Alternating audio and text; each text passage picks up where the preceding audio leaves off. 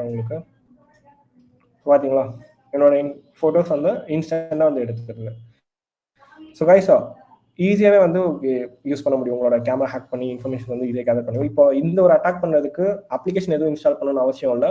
இது பேசிக்காக வந்து ஒரு லிங்க் கனெக்ட் பண்ணுற ஒரு விஷயம். லைக் கேமரா ஃபிஷிங் சொல்லுவாங்க இதோட இன்னொரு கான்செப்ட். ஓகே, ஸோ இப்போ இந்த அட்டாக் ட்ரை பண்ண டிவைஸ் பார்த்தீங்கன்னா MacBook, which is most people may think like apple devices வந்து மோஸ்ட் செக்யூராக இருக்கும்னு சொல்லிட்டு. பட் அப்படி கிடையாது. ஆண்ட்ராய்டு எந்த அளவுக்கு செக்யூராக இருக்கும் அதே அளவுக்கு தான் ஆப்பிளும். நம்ம அதை வந்து எந்த அளவுக்கு நாலேஜபிளாக யூஸ் பண்ணணுன்றது தான் மேட்டர். ஓகே,